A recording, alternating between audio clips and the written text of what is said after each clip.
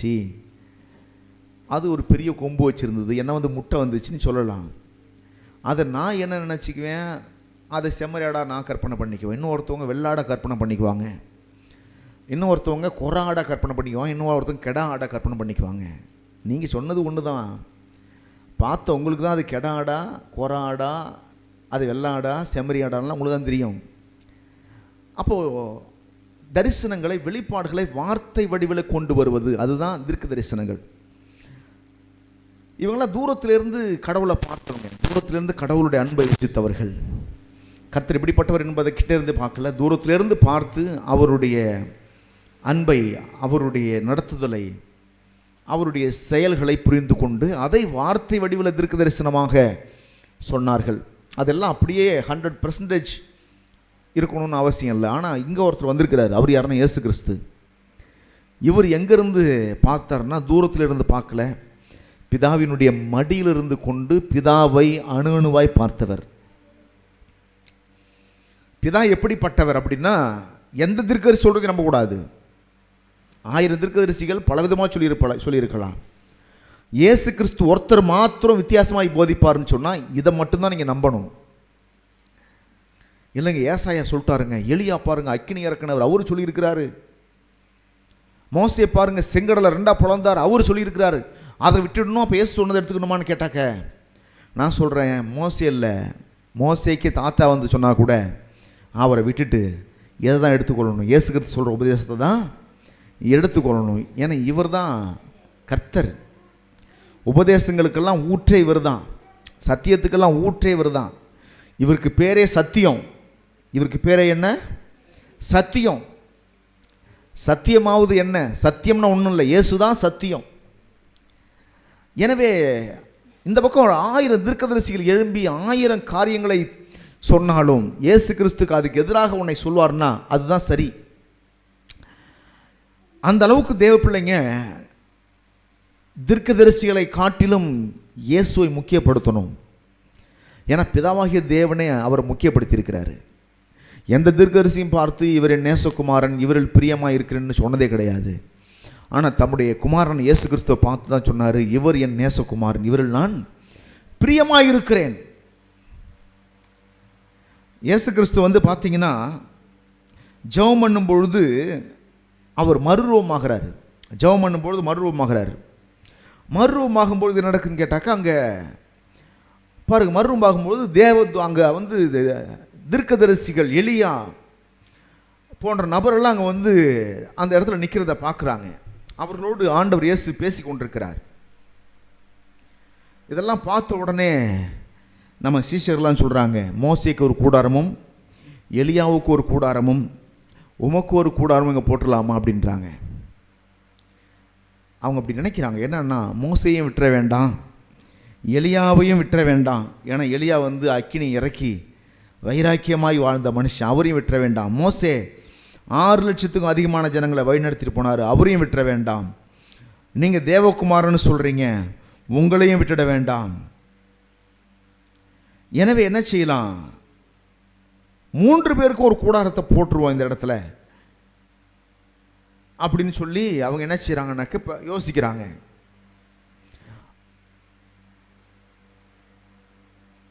ஆனால் அங்கே வானத்திலிருந்து சத்தம் கேட்குறது. என்ன சத்தம் கேட்குதுனாக்க, இவர் என்னுடைய நேசகுமாரன், இவர் என்னுடைய நேசகுமாரன், இவரில் நான் பிரியமாயிருக்கிறேன், இவருக்கு செவி கொடுங்கள். அதுதான் அங்கே பிதா வந்து சொல்கிற காரியம். நீங்கள் யாருக்கு செவி கொடுக்கணுங்கிறத நீங்கள் முடிவு பண்ணிக்கோங்க. மோசேக்கா, எலியாவுக்கா, அல்லது இயேசு கிறிஸ்துவுக்கா, யாருக்கு நீங்கள் செவி கொடுக்க போகிறீங்க? அவர் சொல்கிறாரு, இவருக்கு நீங்கள் செவி கொடுங்கள், இவருக்கு நீங்கள் செவி கொடுங்கள், இவரில் நான் பிரியமாயிருக்கிறேன். அந்த வசனத்தை எடுத்து நம்ம படித்தா நலமாக இருக்கும் அப்படின்னு நான் யோசித்து அந்த வசனத்தை நான் எடுக்கிறேன். ஸ்தோத்திரம் ஸ்தோத்திரம். எடுத்து நம்ம வாசிக்கலாம் பாருங்க.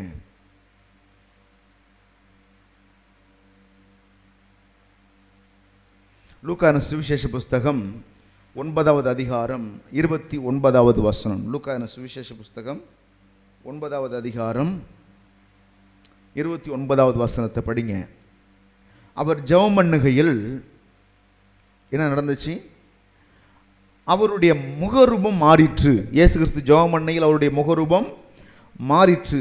அவருடைய வஸ்திரம் வெண்மையாகி பிரகாசித்தது. அவருடைய வஸ்திரம் வெண்மையாகி, ஒரு நிமிஷத்தில் ஒரு அப்பனா ஒரு ப்ளூ கலர் ஷர்ட் போட்டிருந்தாலும் ரெட் கலர் ஷர்ட் போட்டிருந்தாலும் அந்த நிமிடத்தில் என்னாச்சான், வெண்மையாக மாறிடுச்சு. இயேசு கிறிஸ்து போயிட்டு தம்முடைய சிஷ்யரோடு கூட போகிறாரு. அதுக்கு மேலே 28ஆம் வசனத்தை படிப்பீங்கன்னா, இந்த வார்த்தைகளை அவர் சொல்லி ஏறக்குறைய 8 நாளைக்கு பின்பு அவர் பேதுருவையும் யோவானை யாக்கோபையும் கூட்டி கொண்டு, யார் கூட்டி போகிறாரு சொல்லுங்கள், பேதுருவையும் யோவானை யாக்கோபையும் கூட்டி கொண்டு ஜெபம் பண்ணுகிறதுக்கு ஒரு மலையின் மேல் ஏறினார். ராத்திரி வேளையில் ஏறுறாரு. அவர் ஜெபம் பண்ணுகையில் அவருடைய முகரூபம் மாறிற்று. அவருடைய வஸ்திரம் வெண்மையாய் பிரகாசித்தது. இதை அந்த 3 சீஷர்களும் பார்க்குறாங்க. அங்கே யார் யார் இருக்கிறாங்கன்னா, மோசே எலியா என்னும் 2 பேரும் மகிமையோடு காணப்பட்டு அவருடனே சம்பாஷணை பண்ணினார்கள். யார் இருக்கிறாங்க? மோசே, எலியா 2 பேரும் அங்கே இருக்கிறாங்க. மோசேயும் வல்லமையான தீர்க்கதரிசி, எலியாவும் வல்லமையான தீர்க்கதரிசி. 2 தீர்க்கதரிசி அங்கே தோன்றி இயேசு கிறிஸ்துவோடு கூட அவங்க பேசி கொண்டிருக்கிறார்கள், சம்பாஷணை பண்ணி கொண்டிருக்கிறார்கள். என்ன பேசியிருப்பாங்கன்னு யோசிக்கிறேன்னு சொன்னால், இன்னைக்கு கூட பார்த்தீங்கன்னா நான் யோசித்து பார்த்துருக்கேன், இந்த பூமியில் தங்கத்தை பார்த்தா ஓடுற ஊழியக்காரங்க இருக்கிறாங்க, தங்கத்தை பார்த்தா ஓடுற விசுவாசிகள் இருக்கிறாங்க. ஐயோ தங்கமாக எனக்கு வேண்டான்னு ஓடுற விசுவாசிகள் இருக்கிறாங்க, தங்கனாலே பாவம் அப்படின்னு சொல்கிற விசுவாசி இருக்கிறாங்க, ஊழியக்காரங்களும் இருக்கிறாங்க. ஆனால் அங்கே போகும்போது என்ன நடக்கும்? பரலோகத்துக்கு போவாங்க பாருங்கள். ஒரு நாள் இறந்து பரலோகத்துக்கு போன உடனே அங்கே என்ன நடக்கும் அப்படின்னா, அங்கே 24 மூப்பரையும் பார்ப்பாங்க. மூப்பருடைய தலையில் என்ன இருக்கும் தெரியுமா? கிரீடங்கள் இருக்கும். என்ன கிரீடம் தெரியுமா? தங்கத்தினால் ஆன கிரீடம் இருக்கும்.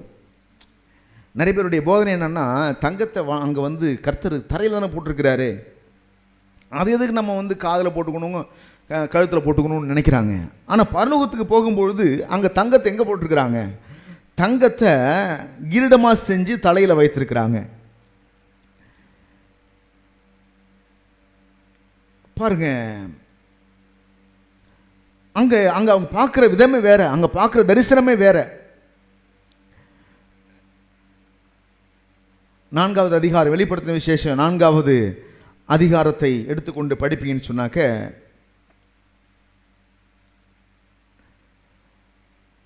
பாருங்க 2ஆம் வசனத்தில் படிக்கிறோம். உடனே ஆவிக்குள்ளானேன், அப்பொழுது இதோ வானத்தில் ஒரு சிங்காசனம் வைக்கப்பட்டிருந்தது. அந்த சிங்காசனத்தின் மேல் ஒருவர் வீற்றிருந்தவர் பார்வைக்கு வச்சிரக்கல்லும் பதுமராகமும் ஒப்பாக இருந்தார். அந்த சிங்காசனத்தை சுற்றி ஒரு வானவில் இருந்தது. அது பார்வைக்கு மரகதம் போல தோன்றிற்று. அந்த சிங்காசனத்தை சூழ 24 சிங்காசனங்கள் இருந்தன. 24 மூப்பர்கள் வெண்வஸ்திரம் தரித்து தங்கள் சிரசுகளில் பொன்முடி சூடி. என்ன முடி சூடி? இப்போ இங்கெல்லாம் தங்கத்தை வெறுக்கிற ஆட்கள் அங்கே போனால் தங்க முடியை கொடுத்து என்ன செய்வான்னு தெரியல, பொன்முடி சூடி. சரி, இந்த எல்லாமே மாற்றம் அடையுது. பாருங்க, இங்கே என்ன நடக்குது? மோசே தோன்றுறாரு, எலியா தோன்றுறாரு, வல்லமையான தீர்க்கதரிசி எலியா. இப்போ அங்கே போன உடனே அங்கே சூழ்நிலையாக மாறுது. எதுக்காக அந்த விஷயத்தை சொன்னேன் அப்படின்னா, இந்த பூமியில் பிரசங்கிக்கப்படுற பிரசங்கம் ஒன்று, அங்கே போய் அவங்க காண்ற காட்சியே வேற. பூமியில் பார்க்குற காட்சி என்பது வேற, போதனைகள் என்பது வேறையாக இருக்கும். அங்கே போய் பார்த்தா இயேசு கிறிஸ்து வேறு மாதிரி இருப்பார் நான் விசுவாசிக்கிறேன். என்ன நினச்சிருப்பாங்க சீஷர்கள்? நம்ம எலியா தான் பெரிய ஆள் நினச்சிட்டு இருந்தோம், பிறகு எலியாவை விட மோசே பெரிய ஆள் நினச்சோம், மோசே தான் பெரிய ஆள் நினச்சோம், அதுக்கு பிறகு எலியாவை பெரிய ஆள் நினச்சோம். இப்போது இந்த 2 பேருமே யார்கிட்ட பேசிகிட்டு இருக்கிறாங்க? இயேசு கிறிஸ்துவோடு கூட பேசி கொண்டிருக்கிறார்கள். நம்ம மோசையை தான் பெரிய ஆள் நினச்சோம், ஏன்னா அவரு கடலுக்கே 2ஆக பிளந்தாரு, ஆண்டவரோடு முகமுகமாக பேசினார். பாருங்க, செங்கடலை 2ஆக பிளக்க வச்சது மட்டும் இல்லை, வானத்தில் மன்னாவை ஜெபம் பண்ணி கொண்டு வந்தார். அவர் நடத்துறதுக்கு பகலில் அக்கினி ஸ்தம்பம், ராத்திரியில் மேகஸ்தம்பம், பகலில் மேகஸ்தம்பம், ராத்திரியில் அக்கினி ஸ்தம்பம் அவரில் நடத்தினது. அப்படிப்பட்ட வல்லமையான தீர்க்கதரிசி மோசே. ஆனால் இங்கே என்ன நடக்குது? அந்த மோசே எலியாவும் இயேசு கிறிஸ்துவோடு கூட சம்பாஷணை பண்ணி கொண்டிருக்கிறார்கள். என்ன பேசியிருப்பாங்கன்னு நினைக்கிறீங்க? நீங்களாம் அப்டேட் ஆகணும் தெரியுமா? உங்களுக்கு பூமியில் இருக்கிற மாதிரியே பரலோகத்திலும் போய் இருக்க முயற்சி பண்ணக்கூடாது.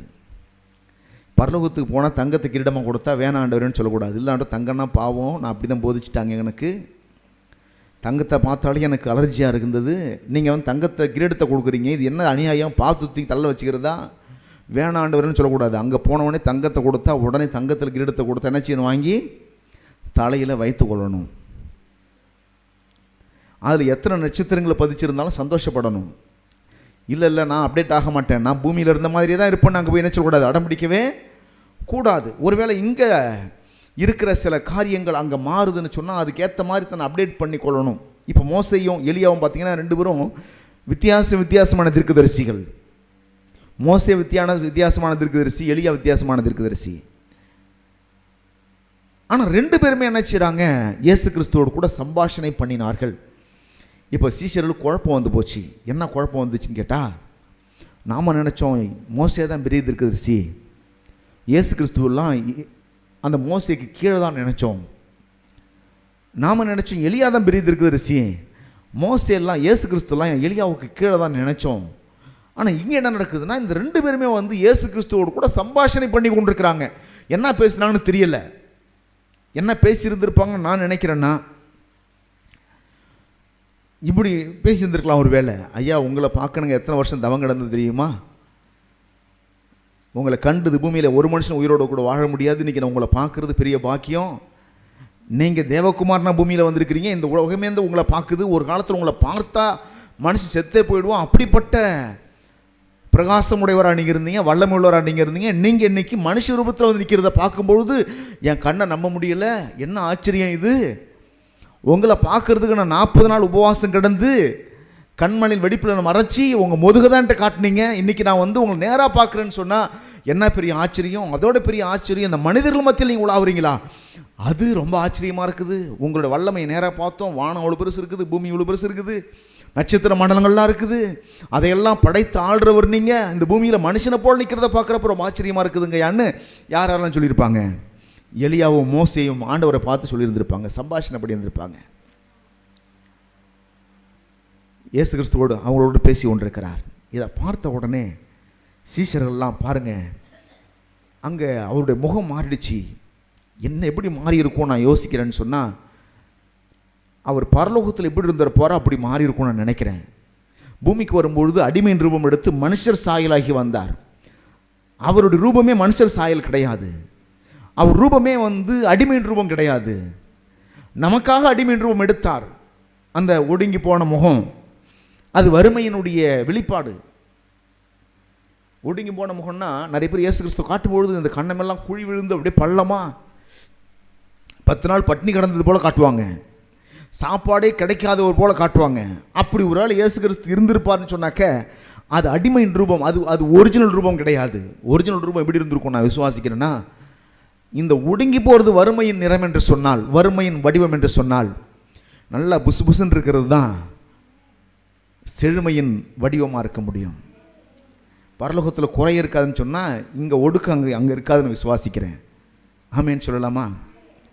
அப்போ இயேசு கிறிஸ்து மறுரூபமாக இருக்கிறார். அங்கே பார்த்து ரூபம் மாறிடுச்சு, முகமே மாறிடுச்சு. அப்புறம் வஸ்திரம் எல்லாம் என்னது அப்படியே வெண்மையாக பிரகாசிக்க ஆரம்பிச்சிடுச்சு. இதை பார்க்குறாங்க. பார்த்த உடனே என்ன நடந்துச்சு அப்படின்னா, அவர் எருசலேமில் நிறைவேறப் போகிற அவருடைய மரணத்தை குறித்து பேசி கொண்டிருந்தார்கள். பாருங்க, சம்பாஷணை பண்ணி என்னத்தை பேசுகிறாங்கன்னா, அவருடைய மரணத்தை பற்றியும் அவங்க மோசேயும் எலியாவும் பேசுகிறாங்க. அவர் எருசலேமில் வந்து மரிக்க போகிறது குறித்து பேசுகிறாங்க. இதெல்லாம் பேசி கொண்டிருந்தார்கள். 32ஆம் வசனத்தை படிக்கிறோம். பேதுருவும் அவனோடு இருந்தவர்களும் நித்திரையை மயக்கமாயிருந்தார்கள். ஆகிலும் அவர்கள் விழித்து அவருடைய மகிமையையும் அவரோடு நின்ற அவ்விரண்டு பேரையும் கண்டார்கள். புதிய ஏற்பாட்டில் எலியாவை யாரும் பார்த்ததே கிடையாது, மோசை யாரும் பார்த்ததே கிடையாது. அப்படி பார்த்த 3 பேர் இருக்கிறாங்கன்னு சொன்னால், 4 பேர் இருக்கிறாங்கன்னு சொன்னால், ஒன்று இயேசு கிறிஸ்து, அடுத்தது யாக்கோபு, யோவான், பேதுரு.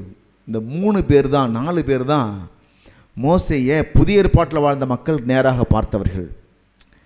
இவங்க எப்படி அவரை மோசேன்னு அடையாளப்படுத்திக்கிட்டான்னு எனக்கு தெரியல, எப்படி எலியான்னு அடையாளப்படுத்திட்டான்னு எனக்கு தெரியல. இப்போ நல்ல கவனிங்க, 3 பேர் நின்று பேசுகிறாங்க. இவங்க அது தூரத்துலேருந்து பார்க்குறாங்க. பக்கத்தில் நான் கொஞ்சம் தூரத்தில் டிஸ்டன்ஸ் இருக்குன்னு நினைக்கிறேன். எப்படியும் ஒரு 150 அடிக்குள்ளே தான் இருந்திருப்பான்னு நினைக்கிறேன். இப்படி பார்க்குறாங்க. அங்கே அவர் பேசிக்கிட்டு இருக்கிறாரு. பார்க்குறாங்க. அவர் எப்படி மோசேன்னு இவங்க அடையாளம் கண்டுபிடிச்சான்னு தெரியல, எப்படி எலியான அடையாளம் கண்டுபிடிச்சான்னு தெரியல. ஒருவேளை இவங்க நினச்ச மாதிரி அந்த ரூபத்தில் இருந்தாங்களா என்னன்னு ஒன்று புரியல. ஆனால் அவர்கள் இயேசு கிறிஸ்துவனுடைய மரணத்தை குறித்து அங்கே சம்பாஷணை பண்ணி கொண்டிருக்கிறாங்க. நீங்கள் வந்து இப்படி மனு குலத்திற்காக மறிக்க போகிறத நாங்கள் கேள்விப்பட்டோம், இப்படிலாம் ஏதோ சில விஷயங்களை சொல்லியிருந்திருக்கலாம். ஒருவேளை அவங்க இப்படி பேசி கொண்டிருக்கிறார்கள். என்ன நடக்குது அதுக்கப்புறம் நடக்குது, அவ்விருவரும் அவரை விட்டு பிரிந்து போகையில், அந்த எலியாவும் மோசேயும் இயேசு விட்டு பிரிந்து போகையில் பேதுரு இயேசுவை நோக்கி சொல்கிறான், ஐயரே, நாம் இங்கே இருக்கிறது நல்லது, இங்கே இருக்கிறது நல்லது. என்ன மாதிரி மைண்ட் செட் வந்துச்சுன்னா, நான் நினச்சேன் மோசே தான் பெரியவர், நீங்கள் சின்னவர் நினச்சேன், எலியா தான் பெரியவர், நீங்கள் சின்னவர் நினச்சேன். நீங்கள் 3 பேரும் பேசிக்கிட்டதை பார்க்கும்பொழுது நீங்கள் 3 பேரும் பெரியவங்களாக தான் தெரிகிறீங்க. அதனால் மோசையும் விட வேண்டாம், எலியாவும் விட வேண்டாம், உங்களையும் விட வேண்டாம். என்ன செய்யலாம், நம்ம இங்கேயே தங்கி விடுவோம். இப்போ என்ன செய்யலாம் படிங்க. உமக்கு ஒரு கூடாரமும் மோசேக்கு ஒரு கூடாரமும் எலியாவுக்கு ஒரு கூடாரமுமாக 3 கூடாரங்களை போடுவோம் என்று தான் சொல்லுகிறது என்னதென்று அறியாமல் சொன்னான். he don't know what he speaks. அவன் என்ன பேசுறான்னு தெரியாமலே பேசுறான். அப்படின்னு அர்த்தம்னாக்க அவனுக்கு வந்துட்டு எதை பிடிச்சுக்கணும்னு தெரியல, எதை பிடிச்சுக்கணும் எதை விடணும்னு தெரியல. இதான் அறியாமல் பேசுவது. நிறைய பேருக்கு அப்படிதான் இன்னைக்கும் கூட மோசையை பிடிச்சிக்கிட்டு இயேசு விட்டுறாங்க. சில பேர் மோசேனுடைய நியாயப்பிரமாணத்தை பிடிச்சிக்கிறாங்க, இயேசு விட்டுறாங்க. இயேசு கிறிஸ்து சொன்ன சத்தியத்தையும் கிருபையும் விட்டுடுறாங்க. இதுதான் அறியாமல் செய்வது. எதை பிடிச்சிக்கணும்னு தெரியல. மோசே கூடாரம் போட்டு சர்ச்சுக்கு இடம் கொடுத்துரு. சர்ச்சில் பாதி இடத்த மோசேக்கும் பாதி இடத்த எலியாவுக்கும் கொடுத்துருக்குறாங்க. இயேசு கிறிஸ்துவுக்கு இடமே இல்லை. இதை இப்படி சொல்லணுன்னாக்க, ஒவ்வொரு ஞாயிற்றுக்கிழமை நடக்கிற பிரசங்கத்தில் மோசே இருக்கிறார், எலியா இருக்கிறார், தாவீது இருக்கிறார், யாக்கோபு இருக்கிறார், மற்ற எல்லாம் இருக்கிறாங்க. இயேசு கிறிஸ்து மட்டும் இல்லை பிரசங்கத்தில். அப்படின்னா புரிஞ்சுக்கிங்க என்ன இடம் கொடுத்துருக்காங்கன்ட்டு. ஒரு திருச்சபையில் இருக்க வேண்டிய மிக முக்கியமான இடமும் யாருக்கு தான், முழு இடமும் யாருக்கு தான். இதுதான் அறியாமல் செய்வது.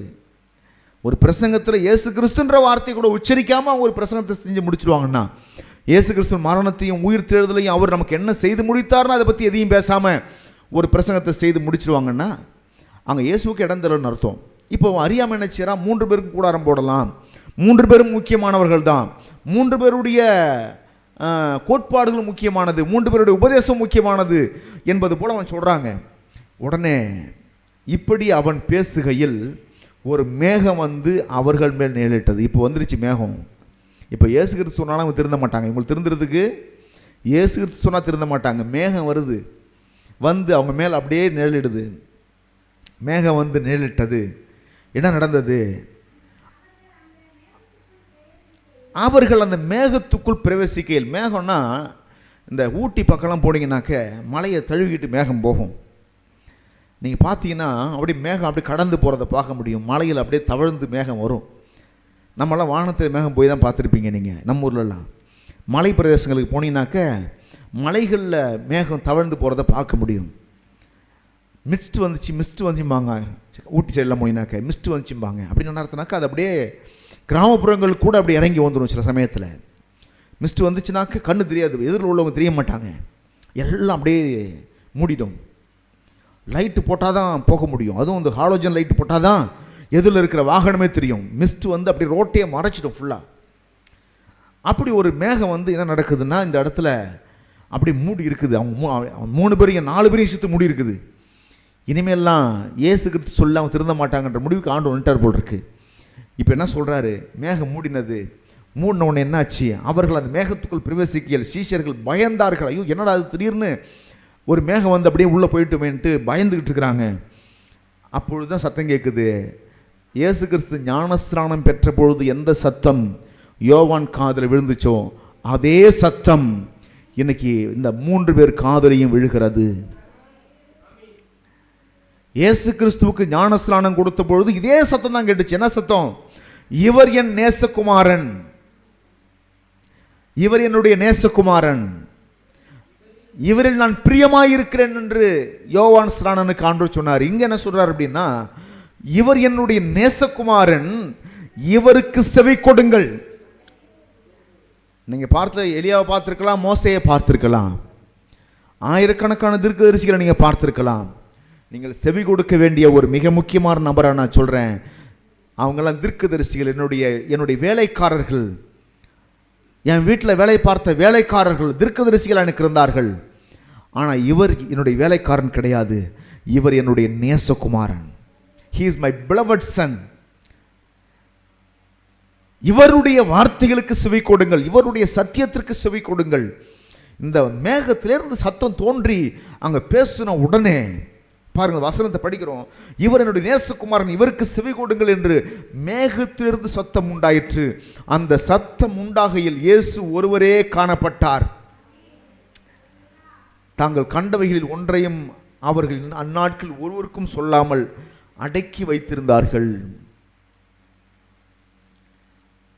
அன்னைக்கு ஒரு விஷயத்தை புரிஞ்சிட்டாங்க. முதல்ல நான் செவி கொடுக்கணும்னு சொன்னா, மோசே எலியாவை காட்டிலும் எந்த தீர்க்கதரிசியை காட்டிலும் மிக முக்கியமான ஒருத்தர் இருக்கிறார்னா இயேசு கிறிஸ்து. அவரை தவிர மிக முக்கியமானவர் யாருமே இதுவரைக்கும் வந்ததே கிடையாது, இனி வரப்போவதும் கிடையாது. வானத்திலும் பூமியிலும், பூமியின் மேல வானத்து கீழே அவருடைய நாமமே அல்லாமல் வேறே ஒரு நாமம் நமக்கு கொடுக்கப்படவே கிடையாது. இயேசு கிறிஸ்து என்கிற நாமத்தை தவிர வேறு ஒரு நாமம் கிடையாது மனிதனை மீட்பதற்கு. எல்லா நாமத்திற்கு மேலாய் உயர்ந்திருக்கத்தக்கதாய் he was exalted, he was sitting in the bosom of God. Amen. தேவனுடைய வலது பாரிசத்தில் உட்கார்ந்து கொண்டிருந்தார். எல்லா நாமத்திற்கும் மேலாக உயர்ந்திருக்கிறார். எல்லா நாமத்துக்கும் மேலன்னு சொன்னா, இந்த வானோர் பூதலத்தோர் பூமி கீழானோருடைய எல்லாருடைய முழங்காலம் யாருக்கு முன்னாடி தான் முடங்குன்னு சொன்னா இயேசு கிறிஸ்துக்கு முன்னாடி தான் முடங்கணும். வானத்தில் இருந்தாலும் சரி, அவங்க பூமியில் இருந்தாலும் சரி, பூமிக்கு கீழே இருந்தாலும் சரி, யாருக்கு முன்னாடி முடங்கி ஆகணும்? இயேசு கிறிஸ்துக்கு முன்பதாக முடங்கியாக வேண்டும். இல்லை நான் இயேசு ஏற்றுக்க மாட்டேன், இயேசு ஒரு மதத்தினுடைய தெய்வம், நான் அதை நம்ப மாட்டேன், விசுவாசிக்க மாட்டேன்னு பிடிவாதமாக இருந்தாலும், மரித்து ஒரு நாள் மண்ணுக்கு போன பிற்பாடு, அல்லது இயேசு கிறிஸ்து வானத்திலிருந்து அவர் தம்முடைய தூதரோடு கூட மகிமையில இறங்கி வரும்பொழுது, அவர்தான் தேவன் என்று உலகம் அறியும் பொழுது, அத்தனை முழங்கால் படியிட்டு என்னை மன்னியும் கர்த்தாவே, உம்மை அறியாமல் வாழ்ந்து விட்டோம், எங்களை ரட்சியும் என்று கதறிதான் ஆக வேண்டும். இயேசு கிறிஸ்துனுடைய வருகையில் 2 சத்தம் கேட்கும். ஒன்று ஆரவார சத்தம், சந்தோஷ சத்தம், மற்றொன்று அழுகையின் சத்தம், புலம்பலின் சத்தம். ரட்சிக்கப்பட்டிருக்க நாம எல்லாம் ஒரே சந்தோஷம், எங்கள் அப்பா வந்துட்டாரு, என் ஆண்டவர் வந்துட்டாரு, என் தகப்பன் வந்துட்டாரு, என் மீட்பர் வந்து விட்டார் என்ற சந்தோஷம் அப்படியே பறந்து இந்த வியாதியெல்லாம் விட்டுட்டு, வறுமையெல்லாம் விட்டுட்டு அவரோடு கூட அப்படியே மறுரூபமாகி போயிடுவோம். நடக்க முடியாத காலெல்லாம் நடக்க வல்லமை உள்ளதாக மாறிடும். தெரியாத கண்ணெல்லாம் பார்க்க ஆரம்பிச்சிடும். கருப்பான நிறமெல்லாம் மாற ஆரம்பிச்சிடும். குருடான கண்களெல்லாம் பார்க்க ஆரம்பிச்சிடும். செவிடான காதுகளெல்லாம் கேட்க ஆரம்பித்துடும். ஊமைகளெல்லாம் பேச ஆரம்பித்து விடுவார்கள். வயோதிகம் எல்லாம் மாற ஆரம்பித்துடும். என்னுடைய விசுவாசம், வயோதிகம் என்பது அது சாபத்தினுடைய விளைவாக நான் பார்க்கிறேன். பாருங்க, ஆட்டுக்கு என்னைக்காவது வெள்ளை முடி வந்திருக்குதா? கருப்பு முடி வெள்ளை முடிய மாதிரி இருக்குதா? ஆட்டுக்கு கருப்பு முடி வெள்ளை முடிய மாதிரி இருக்குதா? ஆடு வெள்ளை குட்டி வேணா போடும், ஆனால் ஒரு நாளும் கருப்பு முடியாக இருந்து வெள்ளை முடியா மாறாது. மனுஷனுக்கு மட்டும்தான் அப்படின்னா இருக்குது. இது வயோதிகத்தினுடைய சாபத்தினுடைய விளைவை நான் பார்க்குறேன். பாருங்க, அவர் வரும்பொழுது என் வெள்ளை முடியெல்லாம் கருப்பு முடியாக மாறிடும். ஒருவனாலையும் கருப்பு முடிய வெள்ளையாக்கவும் முடியாது, வெள்ளை முடிய கருப்பாக்கவும் முடியாது. ஆனால் அவர் வரும்பொழுது he is the only one person, almighty God, who changed my hairs. Amen. என்னுடைய முடியினுடைய நிறத்தை கூட மாற்ற வல்லமை உள்ளவர். விசுவாசிக்கிறீங்களா இல்லையா? சுருங்கி போன முகம்லாம் மாறிடும். அவர் வரும்பொழுது அப்படியே ஒரு நிமிஷத்தில் மறுரூபம். ஒரு பலவீனெல்லாம் பலவானாய் மாறுவார்கள். பலவீனர்கள் எல்லாம் பலவான் என்று தங்களை சொல்வார்கள். அப்படி மாறி அப்படி ஆண்டவரோடு போகும்பொழுது எப்படி இருக்குன்னு கற்பனை பண்ணி பாருங்க. சந்தோஷம் வருமா வராதா? கவலை, கண்ணீர், கஷ்டம், மனதுக்கம் வேதனை, பயம், திகில், குழப்பம் இதெல்லாம் அப்படியே ஒரு நிமிஷத்தில் மாறிடும். ஆனால் இந்த பூமியில் இயேசு அறியாத ஜனங்களுக்கெல்லாம் உங்களுக்கு என்னெல்லாம் போச்சோ, கவலை, கண்ணீர், வியாதி இதெல்லாம் அங்கே அதிகமாக மக்கள் கடந்துக்கிட்டு தவிச்சுக்கிட்டு, ஆண்டவரே எனக்கு தெரியாமல் போயிடுச்சு, நீங்கள் தான் கடவுள் தெரியாமல் போயிடுச்சு, எங்களை மன்னின்னு அன்னைக்கு உட்காந்து புலம்புவார்கள். எங்களையும் எடுத்துக்க ஆண்டவரும் கத்துவாங்க. ஆனால் நடக்காது. தேவனுடைய பிள்ளைகளே, இயேசு கிறிஸ்து தான் இந்த முழு உலகத்துக்கும் மேலானவர், அண்ட சராசரங்களுக்கு மேலானவர். எல்லா தேவதூதரை காட்டிலும் பெரியவர் யாருன்னு சொன்னா இயேசு கிறிஸ்து தான். இயேசு கிறிஸ்துவுக்கு மிஞ்சின தேவதூதன் யாருமே கிடையாது. இயேசு கிறிஸ்து தான் பிதா, குமாரன், பரிசுத்த ஆவியான திரியேக தேவன்ல ஒருத்தர் அவர் இருக்கிறாரு. கர்த்தருடைய நாமத்திற்கு மகிமை உண்டாவதாக. அப்போ யாருக்கு செவி கொடுக்கணும் அப்படின்னா, இந்த உலகமே இயேசு கிறிஸ்துவுக்கு செவி கொடுக்கணும். இவர் இந்த இயேசு கிறிஸ்து கருப்பை செவப்புன்னு சொன்னா நீங்க எல்லாம் செவப்புன்னு தான் சொல்லணும். இயேசு கிறிஸ்து செவப்பை கருப்புன்னு சொன்னா கருப்புன்னு தான் சொல்லணும். எத்தனை பேருக்கு புரியுது நான் சொல்ற விஷயம்? இல்லை, ஆண்டவர் மோசே சொன்னார் இது செவப்புன்னு சொன்னார், இயேசு கிறிஸ்து சொல்ல இது கருப்பு தான்ப்பா, நம்பு, நான் சொல்றதை ஏற்றுக்க. பிதாவினுடைய குணம் என்ன? எனக்கு முன்னாடி வந்தவர்கள் எல்லாம் ஆட்டை தவறாய் நடத்தி விட்டார்கள், ஏனென்றால் அவர்களெல்லாம் கள்ளரும் கொள்ளைக்காரருமாய் இருக்கிறார்கள். நானே ஆடுகளுக்கு நல்ல மேய்ப்பனாய் இருக்கிறேன். நான் சொல்றேன், பிதா இந்த உலகத்தில் உள்ள எல்லா நல்ல மனுஷனை காட்டிலும் மிகவும் நல்லவர் என்று இயேசு கிறிஸ்து சொன்னார். ஆமென். God is good. கர்த்தர் நல்லவர். எல்லாம் சொல்லுங்க, கர்த்தர் நல்லவர். 100% இந்த உலகத்தில் நல்ல தகப்பன் ஒருவன் இருப்பான் என்று சொன்னால் அவனை காட்டிலும் பல 1000 மடங்கு அவர் நல்ல தகப்பனாய் இருக்கிறார். பொல்லாதவர்களாகி நீங்களே உங்கள் பிள்ளைகளுக்கு நலமானதை கொடுக்கும் பொழுது பரம பிதாவினிடத்திலிருந்து பொல்லாத காரியங்கள் உங்களுக்கு வருமா? நீங்கள் நல்லதை கேட்கும் பொழுது பொல்லாத காரியங்கள் வருமா? நீங்கள் பொல்லாததை தேடிக்கொள்வதனாலேயே பொல்லாத காரியத்தில் வாழ்கிறீர்கள். கர்த்தர் கொடுக்கல, பொல்லாத காரியத்தை நீங்கள் தான் சுதந்திரிச்சுக்கிறீங்க. நன்மையும் தீமையும் மரணத்து ஜீவனையும் உனக்கு முன்னாடி வச்சிருக்கன்றாரு. நிறைய பேர் என்ன செய்றாங்க, இவங்க தீமையை எடுத்துக்கிட்டு கடவுளை தீமையான கொடுத்துட்டீங்கன்னு அவர்கிட்ட சண்டைக்கு போகிறாங்க. என்ன கொடுமை இது? சிந்திச்சு பாருங்க. இவங்க தீமையை தெரிஞ்சுக்கிட்டு, இவங்க மரணத்தை தெரிந்து கொண்டு, இவங்க வியாதியை தெரிந்து கொண்டு கடவுளை எனக்கே வியாதியை கொடுத்தீங்கன்றாங்க. கடவுளா வியாதியை கொடுத்தாரு, இவங்க மரணத்தை தெரிவு செய்து கொண்டார்கள். He chose the sickness. அவங்க எதை தெரிஞ்சுக்கிட்டாங்க? வியாதியை தெரிஞ்சுக்கிட்டாங்க. எப்படி தெரிஞ்சுக்கிட்டாங்க? எதை சொன்னீங்களோ அதுதான் உங்களுக்கு கிடைக்கும். மீன் மார்க்கெட்டெல்லாம் போயிருப்பீங்கன்னு நினைக்கிறேன். என்னைக்காவது ஒரு நாள் மீன் மார்க்கெட்டுக்கு போயிட்டு வாங்க. நம்ம ஊரில் இருக்க மீன் மார்க்கெட்லாம் சின்னதாக இருக்குது. இந்த கடலூர் மீன் மார்க்கெட் கொஞ்சம் போயிட்டு வாங்க. உங்களால் அடுத்த ஒரு அடி எடுத்து வைக்க முடியாத மட்டும் பாருங்கள். சார் சார் சார் இங்கே வாங்க, இங்கே வாங்க, எதை பாருங்க, அதை பாருங்க, இதை பாருங்க, அதை பாருங்க. ஆளுக்கு பிடிச்சி நினச்சி வாங்க, கூப்பிடுவாங்க. நீங்கள் தான் முடிவெடுக்கணும் எந்த மீனை வாங்கணும். இந்த மீன் அப்படி சார், இந்த மீன் இப்படி சார், இது இப்போ தான் சார் பிடிச்சிட்டு வந்தது, பல காரியங்களை சொல்லுவாங்க. நீங்கள் என்ன செய்யணும்? ஸ்டடி மைண்டோடு போயிட்டு எந்த மீனை தெரிவு செய்யணும்னு யோசிச்சு எடுப்பீங்க. அப்பயும் உங்களை ஏமாற்றி தான் செய்வாங்க. அதில் ஒரு 50 தடவை ஏமாந்தா ஒரு 35 தடவை ஜெயிச்சுட்டு வரலாம் பாருங்க. அப்போ நான் எந்த மீன் அறிக்கை பண்ண போகிறேன்? நிறைய மீன் இருக்குங்க. என்ன மீன் சார் வேணும் உங்களுக்கு? வஞ்சிர மீன் வேணுமா? ஷீலா மீன் வேணுமா? ஷீலா மீன் வஞ்சிர மீன் ஒரே மீன் போல தான் இருக்கும், ஒரே மாதிரி தான் சார் இருக்கும். ஆனால் இது நான் சொல்கிறேன், இது ஷீலா மீன் சார், இது வஞ்சிர மீன் சார் அப்படின்னு சொல்லுவாங்க. நீங்கள் என்ன மீன் தெரிவு செய்ய போகிறீங்க? ஷீலா மீன் வேணுமா, வஞ்சிர மீன் வேணுமா? நமக்கு தான், நம்ம கையில் தான் இருக்குது. எல்லாம் சொல்லுங்க, நம்ம கையில் தான்.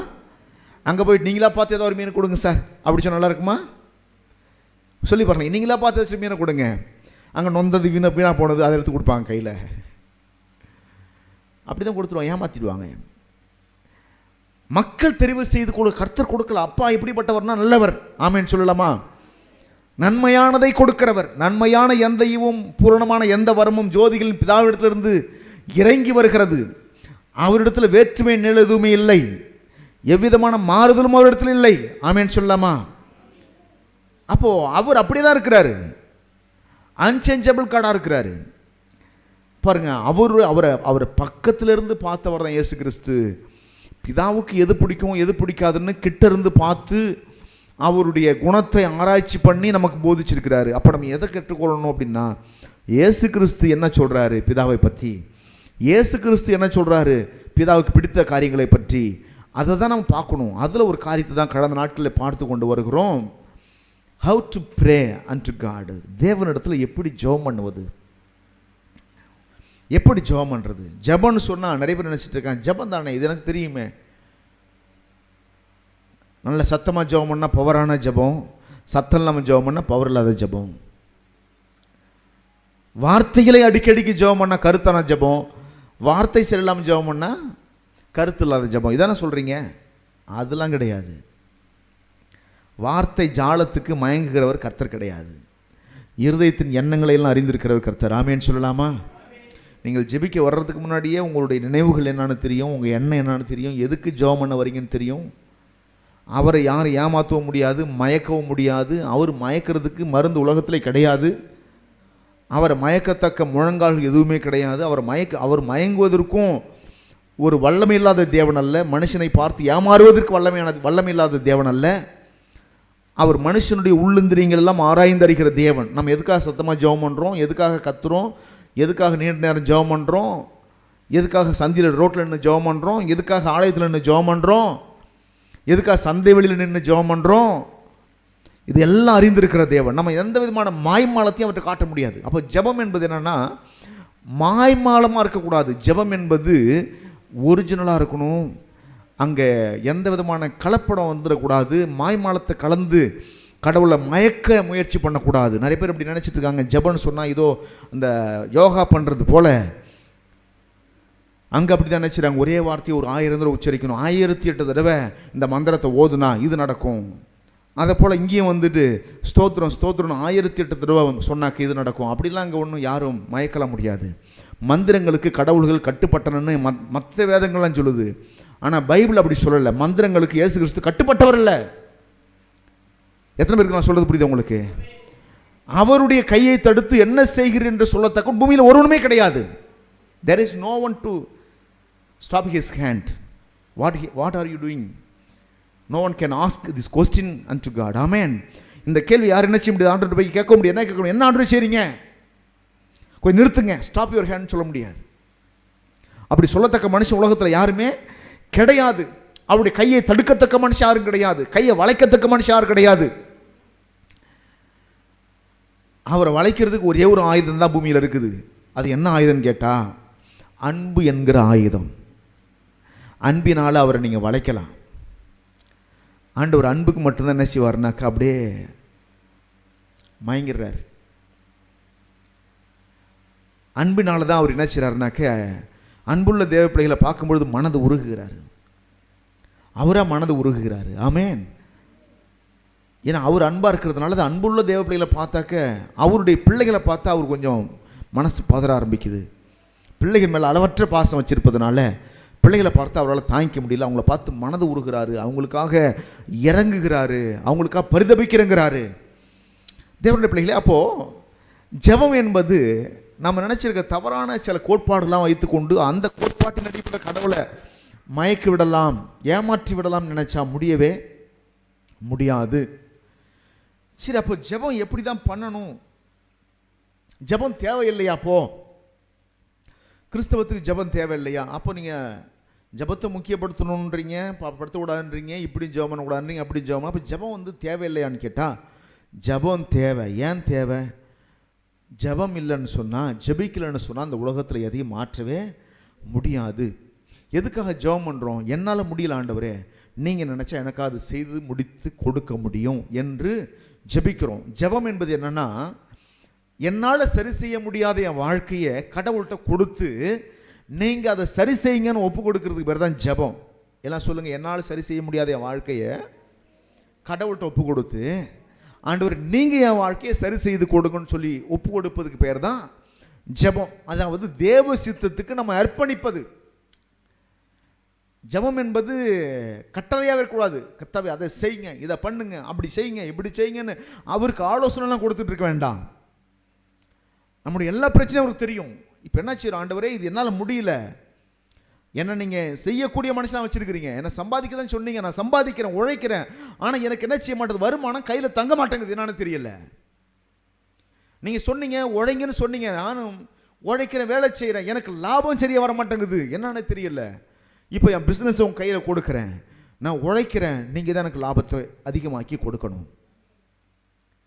எப்படி தருவேன்னு தெரியாதான்ற நீங்கள் நினச்சா எப்படி வேண்டுமான நான் ஆசீர்வதிக்க உங்களால் முடியும். ஏதாவது ஒரு வழியை திறந்து, ஏதாவது ஒரு காரியத்தை செய்து, என்னை லாபகரமான பிஸ்னஸ் நான் செய்வதற்கு என்னை ஆசீர்வதின்னு சொல்லி ஜெபிக்கிறோம். என் தேவையை சந்திங்க ஆண்டவர்னு ஜெபிக்கிறோம். சில சமயத்தில் நம்ம என்னதான் திறமைசாலியாக இருந்தாலும், அறிவாளிகளாக இருந்தாலும், ஞானிகளாக இருந்தாலும், பலவான்களாக இருந்தாலும், கர்த்தருடைய தயவு இல்லாமல் ₹1 கூட நம்மளை தேடி வராது. எத்தனை விசுவாசிக்கிறீங்க? அவருடைய தயவு இல்லாமல் ஒன்றை நீங்கள் சம்பாதிச்சு அது நீடித்த நாட்களில் வச்சுருக்கலாம்னு நினைக்க வேண்டாம். அவருடைய தயவு இருந்தால் தான் ₹1 கூட நம்மள்ட்ட தங்கும், அது நீடித்த நாட்களாக இருக்க முடியும். நான் உதாரணமாக ரூபாயை சொல்கிறேன். ஆரோக்கியமானாலும், சமாதானமானாலும், பரிசுத்தமானாலும் எல்லாமே அவருடைய தயவு இல்லைன்னா நமக்கு இருக்காது. எத்தனை விசுவாசிக்கிறீங்க? உங்கள் பலத்தினால பரிசுத்தவனாக வாழ்ந்தாலும் நினைக்காதீங்க. கர்த்தருடைய தயவு உங்கள் மேலே வந்தால் தான் நீங்கள் பரிசுத்தவனாக வாழ முடியும். பரிசுத்தவனாக வாழ முடியல அப்படின்னு சொன்னாக்க கர்த்தருடைய கிருபைன்னு வரல, பாவத்தை ஜெயிக்கத்தக்க கிருபைன்னு வரல. உங்களை ஜெயிக்க வைக்கிறவர், அந்த ஜெயிக்க வைக்கணும்னு சொன்னால் அவருடைய கிருபை வேணும், அவருடைய தயவு வேணும். நான் ஒரு ஆராய்ச்சி அப்படியே மனசில் பண்ணிக்கிட்டே இருக்கிறேன். எதெல்லாம் சாபம் அப்படி நான் பண்ணும்பொழுது எதெல்லாம் சாபம் நான் கண்டுபிடிச்சேன்னு சொன்னால், நிறைய பேர் சாபம்னாலே வியாதியை மட்டும்தான் நினச்சிட்டு இருக்கிறாங்க, சாபம்னா வறுமையை மட்டும்தான் நினச்சிட்டு இருக்கிறாங்க. உங்களுக்கு விஷயம் தெரியுமா? உங்களுக்கு உங்களுடைய சரீரத்தை கட்டுப்படுத்த முடியலன்னா அதுக்கு பேர் சாபம். If you are not able to control your body, control your mind, control your life, if you are unable to control your life, அதெல்லாம் என்னுடைய கட்டுப்பாட்டுக்கு அப்பாற்பட்டதாக செயல்படுதுங்க, என்னால் முடியலன்னு சொன்னால் எங்கேயோ ஒரு மொழியில் சாபத்தினுடைய விளைவு இருக்குன்னு அர்த்தம். அதனால தான் அவங்க என்ன கொலையை பண்ணுறாங்க. They are unable to control their angry or their emotion. அவங்களுடைய அந்த எமோஷனலை, அந்த கோபத்தை கண்ட்ரோல் பண்ண முடியல, இச்சையை கண்ட்ரோல் பண்ண முடியல, வார்த்தைகளை கண்ட்ரோல் பண்ண முடியல. படன்னு பேசி தள்ளிடுறாங்க, பொறிஞ்சு தள்ளிடுறாங்க, திட்டிடுறாங்க, கோபத்தில் என்ன வேணும் பண்ணுறாங்க. அங்கே தான் சாபம் வேலை செய்யுது. அதான் சாபம். தலைமுறை சாபம்னு ஒன்று சொல்லுவாங்க பாருங்கள். அது என்னன்னா அது ஒன்றும் வேற ஒன்றும் கிடையாது. அப்பா துன்மார்க்கனாக வாழ்ந்திருப்பார், பிள்ளையும் அதேமாரி துன்மார்க்கனாக வாழும். அப்படியே அந்த சாபம் கண்ணியாக வரும் பிள்ளைக்கு. அப்பனை போல தான் பிள்ளைன்னு சொல்லுவாங்க. அப்பாவுக்குள்ளே இருந்த அந்த சாபம் அந்த பிள்ளைக்குள்ளே அவனும் அப்படியே பார்த்தீங்கன்னா துன்மார்க்கனா, யாருக்கு அடங்காதவனா, கீழ்ப்படியாதவனா, ஒரு மாதிரி மோசமான மனுஷனாக வாழ்ந்துகிட்டு இருப்பாங்க. தேவனுடைய பிள்ளைகளே, இந்த விஷயங்களெல்லாம் மாறணும்னு சொன்னால் உங்களாலேயே மாற்றிக்க முடியாது. இப்போ தான் நீங்கள் என்ன செய்யணும்? கடவுளோட ஒத்தாசையை தேடணும். ஆண்டவர் நீங்கள் இதை மாற்றுங்க, என்னால் முடியலை, என் பிள்ளையை சரி பண்ண என்னால் முடியலை, என்னுடைய கணவனை சரி பண்ண என்னால் முடியலை, என் மனைவியை சரி பண்ண என்னால் முடியலை, நான் என் பலத்தினால் சரி செய்ய முடியும் நான் யோசிக்கலை. நான் ஒரு கேள்வி முன்னாடி கேட்டிருக்கிறேன், உங்கள் எல்லாருக்கும் ஞாபகம் நினைக்கிறேன். எத்தனை பேர் உங்கள் கணவனை திட்டியே திருத்துறவங்க எத்தனை பேர் இருக்கிறீங்க? புளியை கூட முறத்தால் அடித்து துரத்தின வரலாறு தமிழ்நாட்டில் இருக்குது. முறத்தாலேயே அடித்து புளியை துரத்தின வரலாறு இருக்குது. நான் திட்டியே கணவனை திருத்தின வரலாறு எங்கேயாச்சும் இருக்குதா? கணவன் திருந்தி இருக்க மாட்டாங்க. திட்டினாக்க பயந்துக்கிட்டு உன் முன்னாடி செய்யாமல் இருப்பாங்க, பின்னாடி செய்வாங்க. யார் திருத்த முடியும்? இந்த உலகத்தில் எத்தனை திருடர்கள், துன்மார்க்கர்கள், அநியாயக்காரர்கள், பாவம் செய்தவங்க, இவங்களாம் எப்படி திருந்தினாங்க? யாரோ ஒருத்தர் திட்டினதுனால திருந்தல, யாரோ ஒருத்தர் தண்டிச்சதுனால திருந்தல. அப்பாவுடைய ரட்சிப்பு அவங்களுக்கு வந்துச்சு. ஆண்டவர் அவங்க ரட்சித்தார், பாவத்திலிருந்து சாபத்திலிருந்து மீட்டு எடுத்தார், அவங்க திருந்தினாங்க. இதுக்கு தான் வரலாறு அதிகமாக இருக்குது. கையை தட்டி கத்து நன்றி சொல்லலாமா? எதுக்கு வரலாறு உலகம் முழுவதும் இருக்குது? இயேசு கிறிஸ்து மனிதனுடைய மனதை மாற்றினதுக்கு வரலாறு இருக்கிறது. கோடிக்கணக்கான பேர் தங்கள் பாவத்தை விட்டு, குடியை விட்டு, துன்மார்க்கமான வாழ்க்கையை விட்டு மனம் திரும்பி வாழுறாங்கன்னு சொன்னா இது மனிதனால் கூடின காரியமா? யாரும் ஒருத்தன் போதிச்சு ஒருத்தன் மாறல. நான் போதிக்கிறேனே, போதிச்சா நீங்கள் யாரும் மாற போகிறது கிடையாது. அப்பாவுடைய தயவு உங்கள் மேலே வந்துச்சுன்னா உங்களுக்கு போதனையே தேவை கிடையாது, நீங்கள் தானாக மாறிடுவீங்க. எத்தனை பேர் விசுவாசிக்கிறீங்க? ஆமேன்னு சொல்லலாமா? ராஜாவினுடைய இருதயம் நீர்க்கால்கள் போல இருக்கிறது. அவர் நினைச்சா அவர் சித்தத்தின்படி திருப்ப முடியும். நான் சொல்கிறேன், உங்களுடைய எண்ணங்கள் எல்லாம் அவர் நினைச்சா சாதாரணமாக திருப்பி விட்டுருவார். சில சமயத்துலலாம் சில பிரச்சனை ஊடாய் கடந்து செல்ல வைத்து சில காரியங்களை கற்றுக்கொள்ள தான் அனுமதிக்கிறார் ஆண்டவர். ஆனால் அவர் நினைத்த அவங்க எண்ணங்களையும் உங்கள் சிந்தைகளையும் கூட கர்த்தர் மாற்ற முடியும். அப்போ என்ன செய்ய முடியும், என்ன செய்யணும் நம்மன்னா, ஆண்டவரே என் எண்ணத்தை நீங்கள் மாற்றுங்க, என் மூளை உங்கள் கையில் கொடுக்குறேன். சில சமயத்திலலாம் பிசாசு எங்கே போராடுறான் அப்படின்னாக்க நிறைய பேர் நினைக்கிறாங்க பிசாசு யாரை விழுங்கலாமோ என்று வகை தெரி சுற்றி திரிகிறான் அப்படின்னு வசனம் இருக்குல்ல. எங்கே விழுங்குறான் மக்கள்னு கேட்டால் மரணத்தின் மூலம் விழுங்குறான்னு நினைக்காதீங்க, அதெல்லாம் ஒரு பகுதி தான். எங்கே முதல்ல விழுங்க ஆரம்பிக்கிறான்னு கேட்டால் எண்ணத்தை முழுவதுமாய் பிடிக்க ஆரம்பிச்சிடுறான். எண்ணத்தில், மனிதர்களுடைய எண்ணங்களில், சிந்தனைகளில் அவன் முழுவதுமாக தன்னுடைய ஆளுமையை செலுத்த ஆரம்பிக்கிறான். அப்போ என்ன நடக்குதுன்னு கேட்டால் இவங்களுடைய கண்ட்ரோலை தாண்டி, இவங்களுடைய கட்டுப்பாட்டை தாண்டி மூளை கண்டதையே சிந்திக்க ஆரம்பிக்குது. பாவ காரியங்களை சிந்திக்கிறது, துன்மார்க்கமான காரியங்களை சிந்திக்கிறது, கொலைவெறித்தனமான காரியங்களை சிந்திக்கிறது, கோபத்தை சிந்திக்கிறது, வைராக்கியத்தை சிந்திக்கிறது, கசப்பை சிந்திக்கிறது, மற்றவங்க செய்த தவறுகளையே சிந்திக்கிறது. அவங்க செஞ்ச நன்மையெல்லாம் சிந்திக்க மாட்டேங்குது. நினைப்பாங்க இல்லை இல்லை அதெல்லாம் சிந்திக்க கூட யோசிப்பாங்க. ஆனால் இந்த மூளை கண்ட்ரோல் எல்லாம் போயிடுது சில பேருக்கு. காரணம் என்னென்னா அந்த மூளையை முழுவதுமாக, எண்ணங்களை முழுவதுமாக சாத்தான் கண்ட்ரோலுக்கு கொண்டு வந்துட்டான். அங்கே விழுங்கிட்டான் அவங்கள.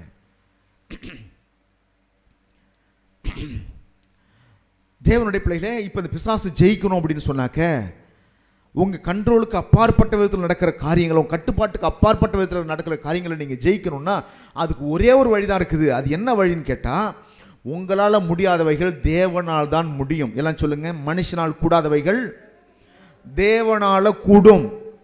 அப்போ தேவனால் கூடும்னு சொன்ன என்ன செய்யறது?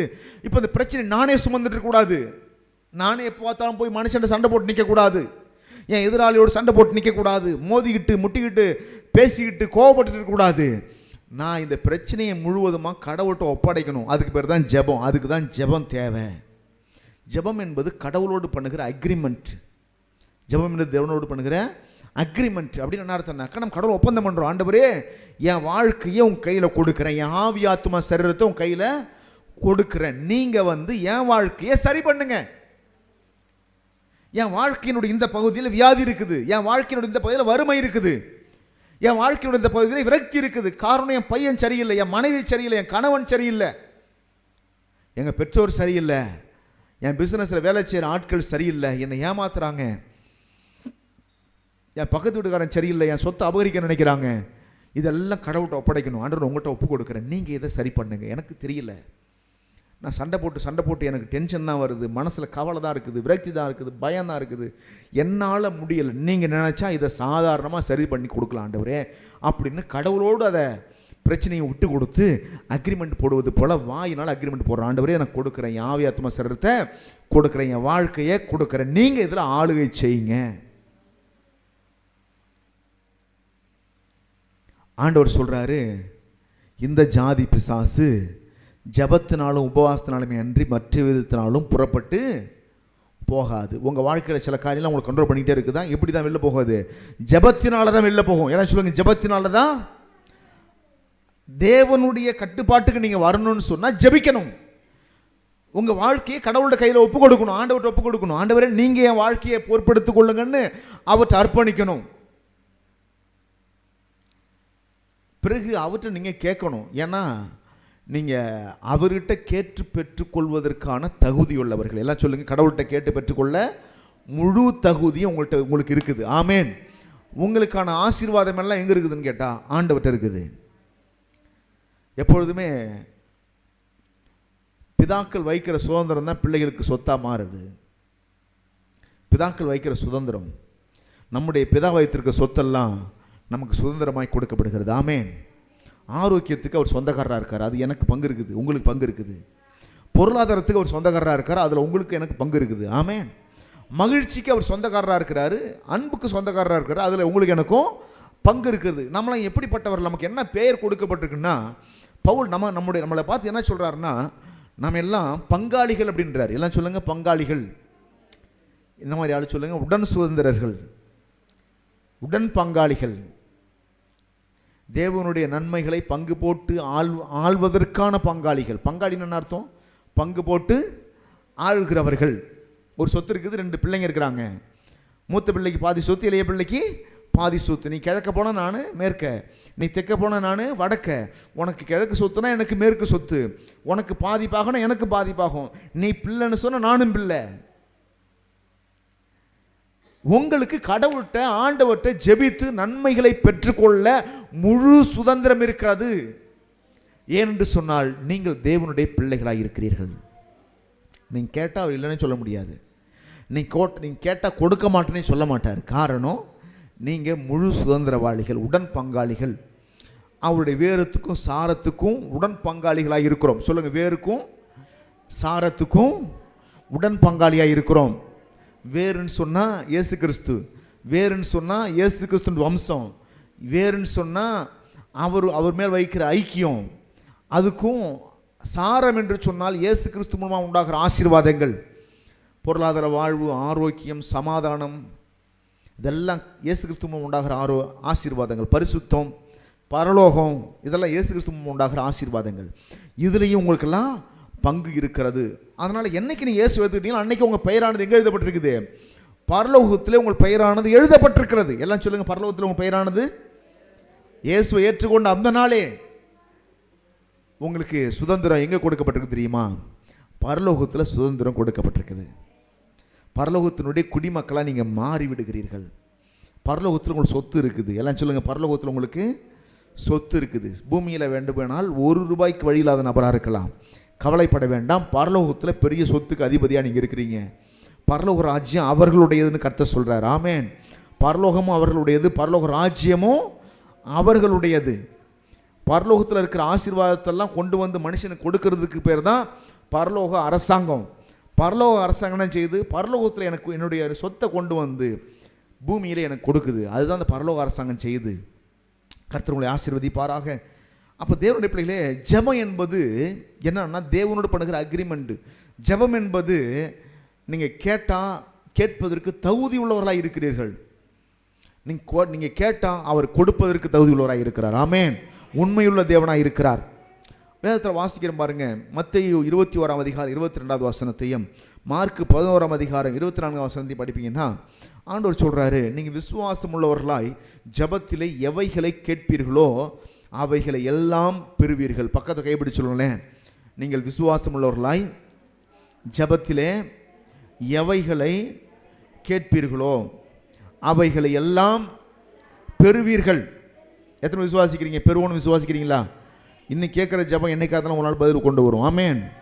நான் ஏற்கனவே சொல்லியிருக்கேன், சகரியா வாலிப நாட்களில் ஜெபம் பண்ண ஜெபம், எனக்கு ஒரு ஆண் குழந்தை வேணும் ஆண்டவர் என்று ஜெபித்த ஜெபம். அவனால் முடியாத காலத்தில், வயோதிகமான காலத்தில் கர்த்தர் சொல்கிறாரு, உன் விண்ணப்பம் வேண்டுதல் கேட்கப்பட்டது, உன் மனைவி ஒரு குமாரனை பெறுவாள். அவன் சொல்கிறான், நான் கிழவனாக இருக்கிற ஆண்டவரே. நீ கிழவன் எனக்கு தெரியும்ப்பா, ஆனால் நீ வேண்டுதல் செய்த, வாலிபமாக இருக்கும்போது வேண்டுதல் செய்த எனக்கு குழந்தை வேணும்னு ஜெபம் பண்ணினேன். அந்த வேண்டுதல் கேட்கப்பட்டது. இன்றைக்கி உனக்கு நான் கொடுக்குறேன். உன் சரீரத்தினுடைய பலத்தை வைத்தோ அல்லது பலவீனத்தை வைத்தோ தேவ திட்டம் ஒரு நாள் மாறப்போவது கிடையாது. எத்தனை பேர் விசுவாசிக்கிறீங்க? ஆமேன். என் சரீரத்தினுடைய பலனோ பலவீனமோ கடவுளுடைய சித்தத்தை ஒரு நாள் மாற்றாது. என் பலனோ என் பலவீனமோ தேவ சித்தத்துக்கு ஒரு நாளும் உதவாது. எனக்கு பலன் இருந்தால் தான் தேவ சித்தம் நடக்கணும்னு அர்த்தம் இல்லை. என் பலத்தை வைத்து தான் தேவ சித்தம் நிறைவேறணும்னு அர்த்தம் இல்லை. எனக்கு பலன் இருந்தாலும் பலன் இல்லாவிட்டாலும் எனக்கு அவர் செய்ய நினைத்தது ஒரு நாள் மாறாது, மறையாது, மாறாது. ஆமேன் சொல்லலாமா? விசுவாசிக்கிற ஆமேன் சொல்லலாமா? எவைகளை நான் கேட்டாலும், what ever I ask in prayer, God will give me. Amen. That is our faith. That is our trust we have kept upon God. கடவுள் மேல் வைத்திருக்கிற நம்பிக்கை அதுதான். என்ன நம்பிக்கை வச்சிருக்கிறோம்? நான் எதை கேட்டாலும் அவர் எனக்கு தருவார். எல்லாம் சொல்ல, எதை கேட்டாலும் எனக்கு அவர் தருவார். அதுக்கு என் வாழ்க்கை ஒரு பெரிய எடுத்துக்காட்டு. நான் சில பேர்லாம் நான் சில பேர்கிட்ட போய் என் ஜெபுக்குலாம் சொன்னேன்னா, இவர் பேராசை பிடிச்ச மனுஷன் சொல்லுவாங்க. அதனால் எந்த மனுஷன்ட்டு சொல்கிறதில்ல. நான் சில பேர்கிட்ட போய் என் தேவையை சொல்லணும். என்னுடைய திட்டத்தெல்லாம் கேட்டிங்கன்னா நான் சொன்னேன்னா, இவனை இவ்வளோ பெருசாக இப்படி நடக்குமாங்க, நடக்காத காரியத்தில் நம்பிட்டு இருக்காருங்க இவர், என்னங்க இது அநியாயமாக இருக்குது அப்படின்னு சில பேர் சொல்லுவாங்க. ஏன்னா நான் அப்படி தான் ஒவ்வொரு காரியத்தில் நான் விசுவாசிக்கிறது, ஆண்டவர்கிட்ட கேட்கறது. கம்ப்யூட்டர் வேணும்னா சின்னதாலாம் கேட்குறது இல்லை, இருத்தவொடனே என்ன செய்ய வேண்டியது, பெருசாக தான் ஆண்டவரே. இப்போ பாருங்க, ஐபேடு தேவைப்படுது, ரொம்ப ஜெபம் பண்ணிட்டு இருக்கு, ஐபேடு வேணும் ஆண்டவரே. ஒரு பிரதர்கிட்ட பேசும்போது சொன்னேன், பிரதர் எனக்கு வந்து ஆப்பிள் ஐபேட் தான் வேணும் அப்படின்னு நான் சொன்னேன். அதுக்காக ஜெபம் பண்ணிட்டுருக்கேன் அப்படின்னு. ஏன் பாஸ்டர் கம்மியான விலையெல்லாம் ஏதாவது பேட் பார்க்கக்கூடாது அப்படின்னாரு. இல்லை பிரதர், நான் பார்த்தா பெருசாக தான் பார்ப்பேன், ஆப்பிளில் தான் பார்ப்பேன் நான். 1 லட்ச ரூபா பாஸ்டர், அது 2 லட்ச ரூபா இருந்தாலும் கர்த்தர் கொடுக்க வல்லவராக இருக்கிறார். ஆமென். நான் மனுஷன்கிட்ட கேட்கலையே, நான் யார்கிட்ட கேட்குறேன்? என் ஆண்டவர்கிட்ட கேட்குறேன். எனக்கு நம்பிக்கை இருக்குது, எனக்கு பேடு வேணும்னு ஆசைப்படுறேன்னு சொன்னால் நிறைய வசனங்கள் எடுக்கிறதுக்கு, குறிப்பு எடுக்கிறதுக்கு, நோட்டு எத்தனை நோட்டில் எழுதி வைக்க நோட்டெல்லாம் காணாமல் போயிடுது. அதுனா கொஞ்சம் கையிலே இருக்கும், நம்ம எப்போ இடத்துல குறிப்பு எழுதலாம், பைபிள் படிக்கலாம், பாடல் பாடலாம். இப்போ கூட நம்ம நிறைய பாடலாம் செல்ஃபோனில் வச்சு தான் பாட வேண்டிய தேவையாக இருக்குது. அப்போது அது ரொம்ப சின்ன சின்ன எழுத்தாக இருக்குது, ரொம்ப சிரமமாக இருக்குது, எடுக்கிறது கஷ்டமாக. அதனால் ஐபேடு வேணும் பெருசாக தான் கேட்டுக்கிட்டு இருக்கேன். ஒவ்வொரு காரியமும் சொன்னாக்க இன்னும் 1 லட்ச ரூபா போட்டாங்க, ஒரு பெருசு ஒரு ஐபேடு சின்னதாக ஒரு செல்ஃபோன் போட்டு வாங்குவாங்க, அப்படி தான் சொல்கிற போல இருக்கும். ஆனால் நான் கேட்குறது மனுஷன்ட்டு கேட்கலையே, நான் கர்த்தர்கிட்ட கேட்குறேன். என் தேவன் ஐஸ்வர்ய சம்பனராக இருக்கும் பொழுது அவர்கிட்ட போயிட்டு நான் அற்பமான பொருளை கேட்டுக்கிட்டு நின்னாக்க அது அவரே நான் இழிவுபடுத்துறது போல. இந்த ஊர்லேயே பெரிய பணக்காரன் முகேஷ் அம்பானின்னு வச்சுக்கிட்டாக்க அவர்கிட்ட போயிட்டு ஐயா 1 ரூபா தாங்க, 1 ரூபாய் தாங்க, 1 ரூபாய் கெஞ்சிக்கிட்டு இருந்தால் எப்படி இருக்கும்? அவர்கிட்ட 1 ரூபா காயினே கிடையாது பண்ணிக்கிட்டேன், நான் தான் பாயில் வச்சுக்கிறது கிடையாது. இப்போ நம்மள்கிட்ட கூட சராசரி மனுஷன் உங்கள்கிட்ட நீங்கள் 1 ரூபாய் தூக்கிட்டு அழைக்கிறீங்களா? அதாவது 5 ரூபாய் தூக்கிட்டு பாயிட்டு தூக்கிட்டு அழைக்கிறீங்களா? சில்லறையை பூரா உரமாக போடு, நோட்டு இருந்தால் ஆட சத்தம் கேட்காத பணமாக இருந்தால் பாக்கெட்டில் வை, சத்தம் கேட்குற பொருளை பூரா அங்கே என்ன வேணா இதை வேறு தூக்கிக்கிட்டு கலகாலம் சவுண்டு கேட்டுக்கிட்டு. ஆனால் ஒரு காலத்தில் என்ன செஞ்சோம், அதை தூக்கிட்டு கலகாலம் சத்தம் கட்டிகிட்டே போகணும். இப்போ என்ன வச்சிடும், அந்த சில்லறையை பூரா வரங்கிட்டு வச்சிரு, அப்படி வைக்கிறோமா இல்லையா? அப்புறம் அம்பானிகிட்ட மட்டும் சில்லறை காசை வச்சுருப்பாரு நினைக்கிறீங்களா? இவ்வளோ சில்லறை காசு பாயிட்டு வச்சு தலைவர் வராரு, 1 ரூபா 2 ரூபாலாம் பிச்சைக்காரன் போடுறதுக்கு. அப்படியே பிச்சை போடணும்னு நினச்சா கூட என்னுடைய விசுவாசம் ஒரு அந்த ஆள் கஞ்சி பேசினாரு நல்லவர் எனக்கு தெரியல. எனக்கு அவர் எப்படி இருந்தாலும் நான் ஒரு வேளை அப்படி கோடீஸ்வரன் இருப்பேன்னு சொன்னாக்க, அம்பானியை விட பெரிய ஆளை நான் இருப்பேன்னு சொன்னாக்க நான் எப்படி பிச்சை போடுவேன்? ஒருத்தன் கேட்டாங்கன்னா அந்த ஆள் 1 ரூபா கேட்டால் என்னை அசிங்கப்படுத்தாதப்பா, என்கிட்ட கேட்டால் 1 லட்சம் 2 லட்சம் கோடியை கேளு, சும்மா வந்து 1 ரூபா 2 ரூபா கேட்டால் அசிங்கப்படுத்தாது, அதெல்லாம் என்கிட்ட கிடையாது, இந்த எடுத்துகிட்டு போகணும் தான் கொடுப்பேன் நான். ஆமென். நீங்கள் எப்படி இருப்பீங்க? 1 ரூபா கேட்டால் எட்டனா 5 ரூபா 5 பைசா தருவீங்களா, 10 பைசா தருவீங்களா? தேடி பார்த்து செல்லாத காசை திருப்பி தருவீங்களா? உங்கள்கிட்ட போய்ட்டு 5 பைசா வேணா கேட்டால் எப்படி இருக்கும்? 5 பைசா உங்கள் பிள்ளைங்கள்ட்ட கெஞ்சினா எப்படி நல்லா இருக்குமா? இப்போ கடவுள்கிட்ட போய்ட்டு நீங்கள் சின்ன சின்னதாக கேட்டு கிடந்தா அப்படி தான் இருக்கும். ஒரு அம்மாவை ஜெபம் பண்ண சொன்னேன், ஜெபம் பண்ணுமா அப்படின்னு. அந்த அம்மா ஜெபத்தில் கேட்குது, கஞ்சியை ஊற்றப்பா கஞ்சி ஊற்றப்பா. ஏமா கஞ்சியே கிடைக்கல. ஜெபம் முடிச்சதுக்கப்புறம் அந்த மாட்டை கேட்டேன், கஞ்சியே உனக்கு கிடைக்கல, ஜெபம் பண்ணும்போதாவது கொஞ்சம் பிரியாணியே கேள, காலமெல்லாம் தான் கஞ்சி குடிச்சிட்டு கிடக்கிறோமே. ஜபத்தில் ஒரே ஜபம், கஞ்சியை ஊத்தப்பா கஞ்சியை ஊத்தப்பா. தேவனுடைய பிள்ளைகளே, எவைகளை கேட்பீர்களோ அவைகளை எல்லாம் பெற்றுக்கொள்வீர்கள். கைகளை தட்டி சொல்லுங்க, எவைகளை நான் கேட்டாலும் அவைகளை எல்லாம் என் தேவன் எனக்கு கொடுப்பார். விசுவாசிக்கிறவங்க ஒரு ஆமேன்னு சொல்லலாமா? எவைகளை நான் கேட்டாலும், what ever I ask in prayer, God will provide me, God will give me. ஆமென். எதை கேட்டாலும் எனக்கு வந்து ஒரு பெரிய பிளாங்க் செக் கர்த்தர் கொடுத்துருக்கிறார். அந்த பிளாங்க் செக்கில் நான் நிரப்பலாம், எதை வேண்டுமானால் நிரப்பலாம். எல்லாரும் எழுந்திருக்கலாமா? அப்படியே எல்லாரும் எழுந்திருக்கலாமா? கண்களை மூடுவோம். ஸ்தோத்திரம்.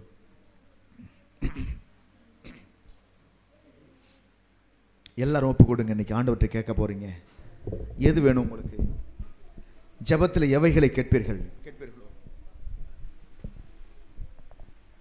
அவைகளை எல்லாம் பெறுவீர்கள். எவைகளை கேட்பீர்கள் அவைகளை எல்லாம் பெற்றுக்கொள்வீர்கள். எல்லாரும் அப்படியே ஸ்தோத்திரம் பண்ணுவோம். உள்ளத்தின் ஆழத்திலிருந்து அவரை துதித்து, அவரை கனப்படுத்தி, அவர் மகிமைப்படுத்தி அப்படியே ஸ்தோத்திரம் பண்ணலாமா? எல்லாரும் ஒப்பு கொடுத்து ஜெபம் பண்ணுங்க.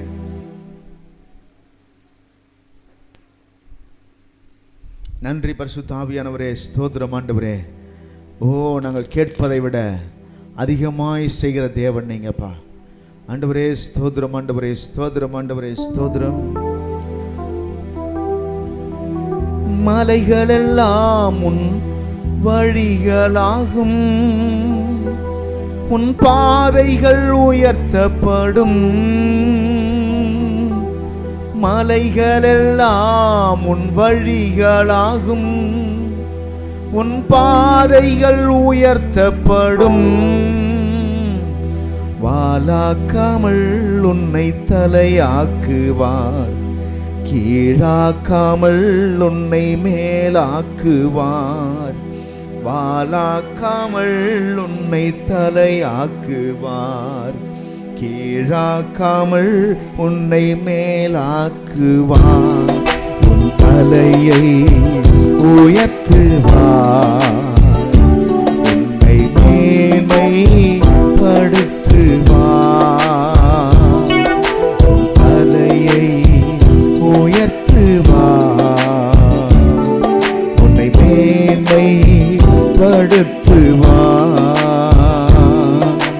பேர் சொல்லி அழைத்த உன் தேவன் அவர் உண்மை உள்ளவர்.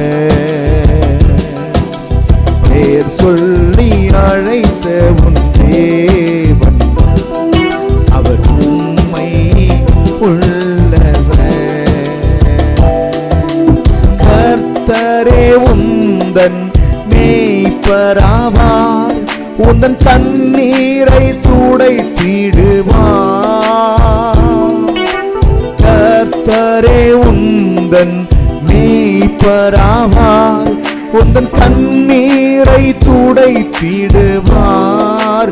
உள்ளுள்ள இடங்களில் மேய்த்திடுவார், அமர்ந்த தண்ணீரண்டை நடத்திடுவார்.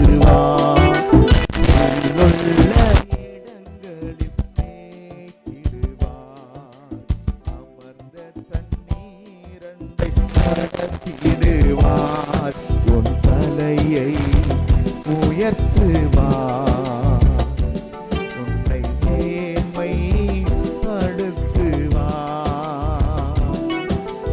தலையை உயர்த்துவார், உன்னை மேன்மைப்படுத்துவார். உன் தலையை உயர்த்துவார், உன்னை மேன்மைப்படுத்துவார். நீதியின் வலக்கரத்தாலே உன்னை நேத்தமும் தாங்கிடுவார். நீதியின் வலக்கரத்தாலே உன்னை நேத்தமும் தாங்கிடுவார்.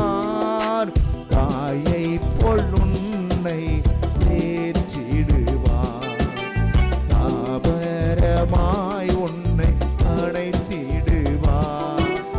தாயை போல் உன்னை தேற்றிடுவார், தாபரமாய் உன்னை நடத்திடுவார்.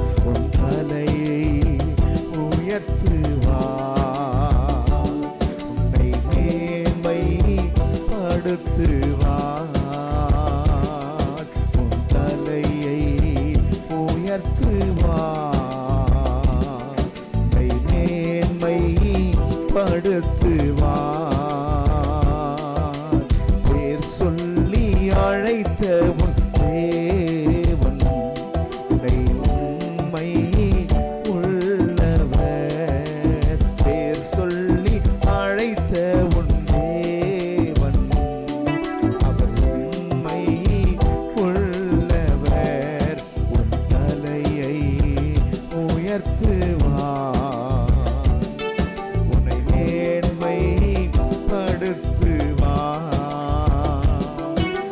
தலையை உயர்த்துவார், உன்னை மேன்மைப்படுத்துவார். உன் தலையை உயர்த்துவார், உன்னை மேன்மைப்படுத்துவார்.